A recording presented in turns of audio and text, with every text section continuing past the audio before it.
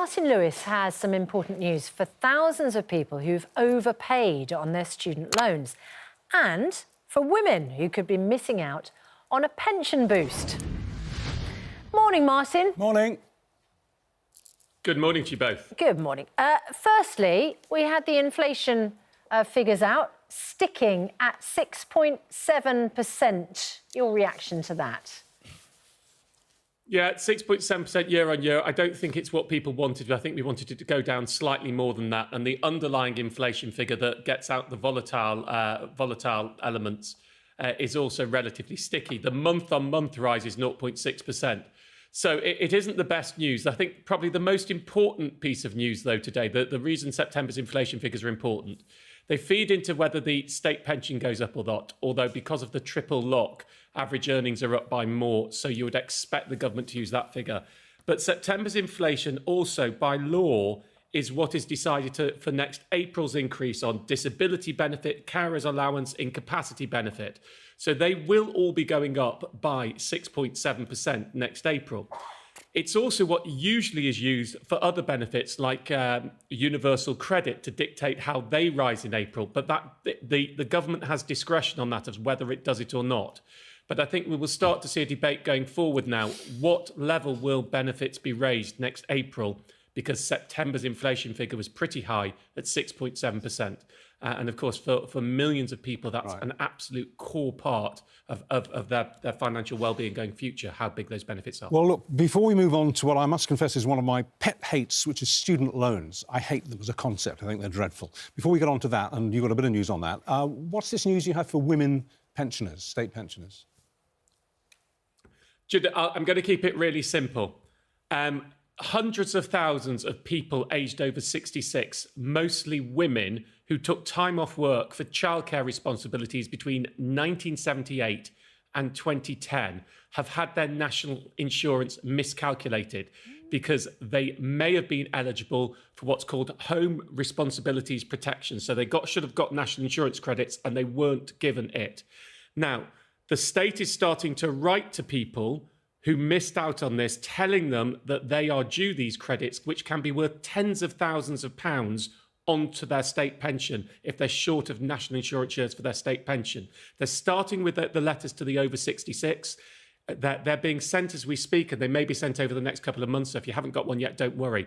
My warning is do not bin the letter.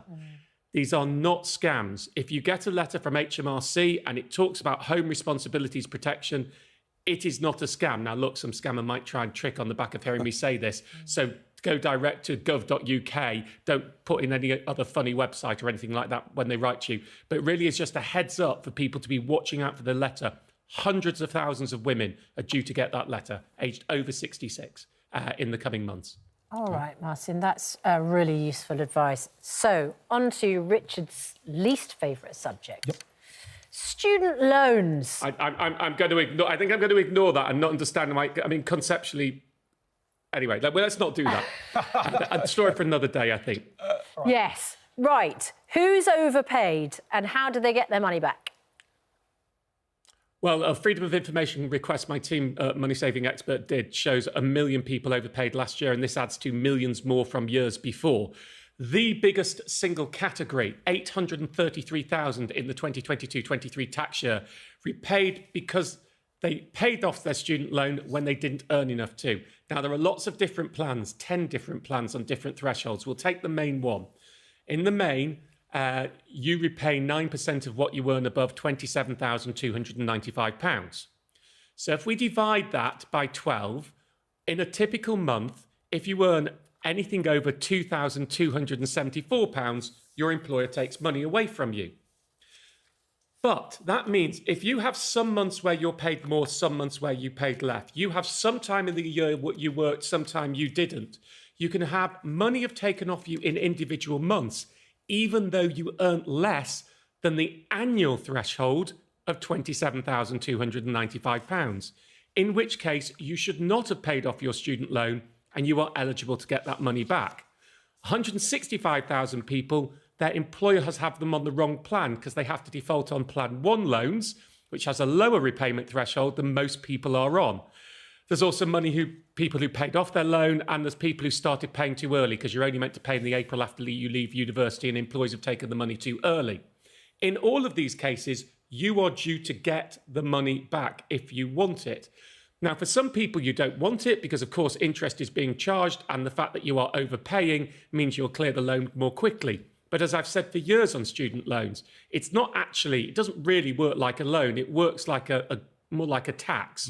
Should be called a graduate contribution system, because certainly on the loans for English starters from 2012 to 2022, only about 20% of people will pay off in full. So overpaying doesn't actually help you, in which case getting the money back into your pocket is a direct gain for you.